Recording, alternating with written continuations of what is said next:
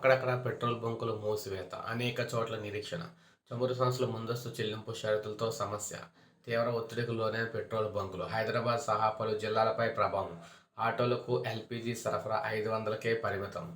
మనం చూసుకున్నట్లయితే రాష్ట్ర వ్యాప్తంగా ఇంధన కొరత భయంతో వాహనదారులు ఒకవైపు పెట్రోల్ బంకుల బారులు తీరుతూ ఫుల్ ట్యాంక్ అంటుంటే, మరోవైపు ముందస్తు చెల్లింపులు చేస్తేనే డీజిల్ పెట్రోల్ సరఫరా చేస్తామంటూ చమురు సంస్థలు షరతులు విధించడంతో రాష్ట్ర వ్యాప్తంగా పరిస్థితి క్లిష్టంగా మారింది. ఫలితంగా అక్కడక్కడ పెట్రోల్ బంకులు మూసివేయగా చాలా చోట్ల తెరిచి ఉన్న వాటిపై తీవ్ర ఒత్తిడి పెరుగుతుంది. ఈ సమస్య తీవ్రత హైదరాబాద్తో సహా అధికంగా కనిపిస్తుంది. జిల్లాల్లోనూ ప్రభావం చూపింది. మొత్తంగా చూసుకున్నట్లయితే ఆటోలకు వాడే ఎల్పీజీని కొరత ఏర్పడుతుంది. హైదరాబాద్లోని లక్కీ కప్పులో బ్యాంకు దగ్గర కిలోమీటర్ దూరం ఆటోలు బారులు తిరగా అక్కడ గ్యాస్ పరిమిత గరిష్టంగా అయితే 500కే ఇచ్చారనమాట.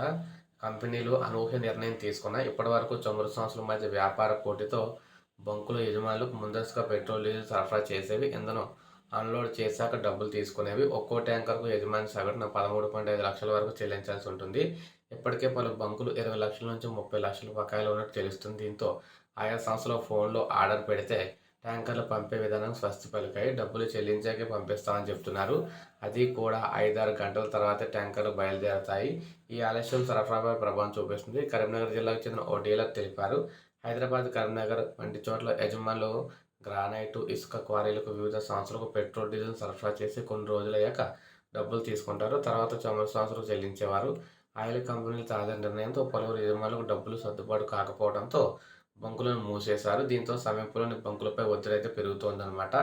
సో ఈ విధంగా మనకి తెలంగాణ వ్యాప్తంగా చూసుకున్నట్లయితే పెట్రోల్, డీజిల్ కొరత అయితే ఏర్పడిందనమాట. సో ఇది మనకు అప్డేట్. లైక్ చేయండి, సబ్స్క్రైబ్ చేసుకోండి. మన ఛానల్ సబ్స్క్రైబ్ చేసుకోండి.